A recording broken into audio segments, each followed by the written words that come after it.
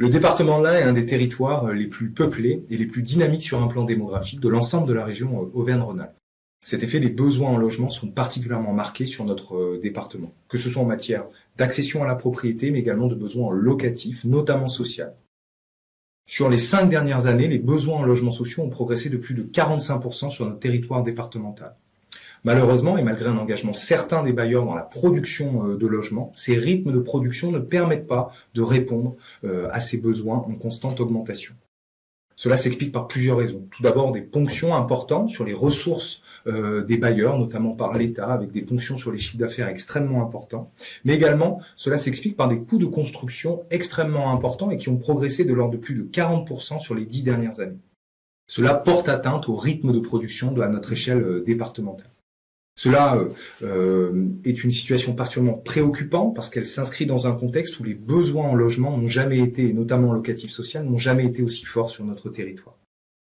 De ce fait, ces constats et diagnostics font que la question du logement est un enjeu social et sociétal central qui doit être au cœur des principaux enjeux des élections municipales et intercommunales et demain dans les programmes des nouvelles équipes élues. Les bailleurs sociaux sont des acteurs publics et privés investis d'une mission d'intérêt général.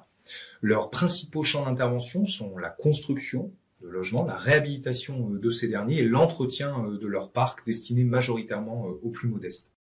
Les bailleurs sociaux et leurs collaborateurs sont de ce fait des acteurs de premier plan sur le champ de la proximité. Ils œuvrent de ce fait aux côtés des collectivités locales, de leurs établissements publics et des associations. Nous sommes fortement engagés sur les questions de tranquillité publique et plus généralement et globalement sur les questions de cohésion et d'inclusion sociale. Par exemple, la question du maintien à domicile des seniors est un enjeu central porté par nos organismes.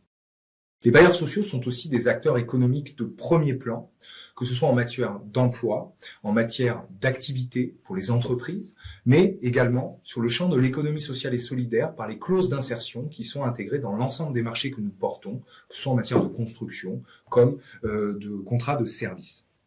Mais c'est aussi un partenaire central des collectivités et de leurs établissements publics pour porter et répondre aux enjeux environnementaux et garantir sur nos territoires des logements durables et performants qui permettent de garantir des logements où il fait chaud l'hiver et où il fait autant que faire se peut frais l'été.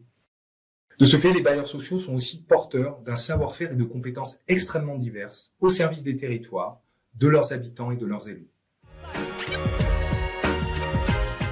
Car si l'habit ne fait pas le moine, l'habitation fait assurément l'habitant. De ce fait, les bailleurs sociaux, les collectivités locales et leurs établissements publics portent des enjeux et des objectifs communs en matière de production et de réhabilitation de logements.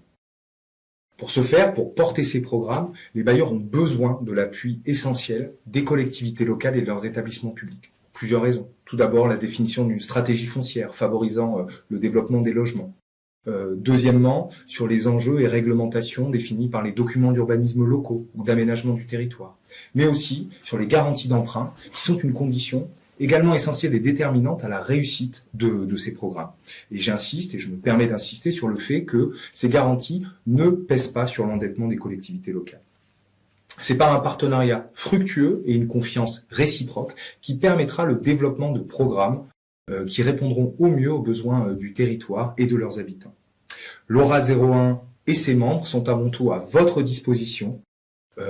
Ils sont une ressource, une force de conseil et d'appui pour vous accompagner dans vos politiques d'aménagement du territoire et de politique locale de l'habitat.